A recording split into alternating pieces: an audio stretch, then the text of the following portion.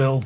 Climate Nature Bill, yes, which, as reported on last week, was in Parliament for its second reading Friday the 24th of January.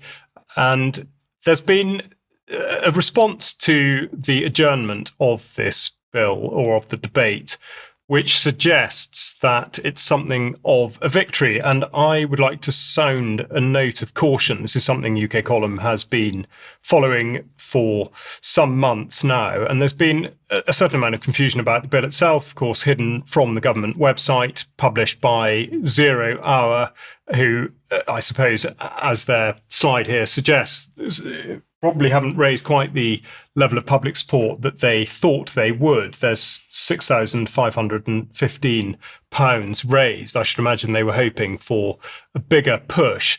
Nonetheless, the reason for qualifying this, insofar as it doesn't seem entirely positive, is that what actually happened on the day was the chamber was flooded with Labour MPs who were whipped into a position of voting to adjourn until Friday, the 11th of July. Now, this was led by the MP Ros Savage, who at the outset said that she had absolutely no practical experience of farming and therefore was, in a sense, leading the blind. Now, I read through Hansard, and every single comment in the debate was entirely in support of this. So to suggest that the adjournment is a battle won, I would say, is a very hasty judgment, and one that might need a little bit more scrutiny, not least because there are many issues at stake here. There is plenty of existing legislation binding the government, all sorts of climate targets, which we're well aware of. This could well represent a cooling off period after the Trump rejection of the Green New Deal and the likely backlash from that. But also in granting a sort of 6-month stay of execution, they've enabled the raising of public awareness and indeed calls for urgent action. It's very easy for a state of emergency to be developed even further. Of course, we're supposed to be in the midst of a climate emergency, but to make that seem more acute with a 6-month lead-in is not entirely difficult to do. If you think of the things that could be ascribed to climate change, I've just been speaking about bird flu. That is, of course, one such. We've had the announcement today that there are going to be 9 new reservoirs in the United Kingdom. So water shortages, of course, is another one. And I refer you back to the comments of Alan Lovell, the then chair of the Environment Agency, who said in 2023, "I'm most concerned about water resources, but to grip the existential threat of supply and demand, we will need to ask the public to do 2 things: save water and pay more for it." There is, of course, the population shift via migration, which Mike is going to be touching on in this programme too. There's the poor harvest, the food shortages, and the incoming likelihood of food scarcity. So there's also time, of course, for the government to sell the lie that renewable energy can work, as the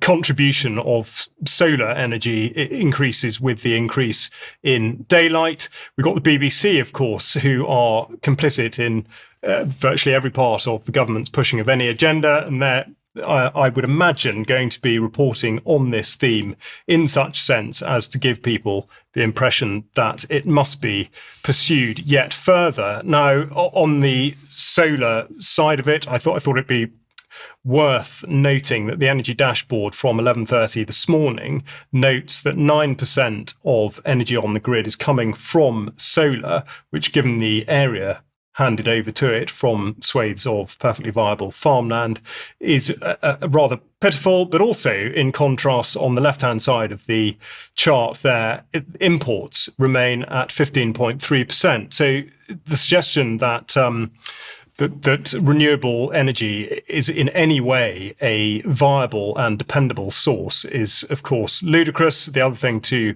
point out is the continued corruption of the system. Recent announcement that there's a go-ahead for a large-scale solar farm in Lincolnshire, which is going to be run, or at least funded, by Ecotricity, Dale Vince, the owner, being a donor to the Labour Party. So it seems reasonable indeed to question his relationship with the Energy Secretary Ed Miliband.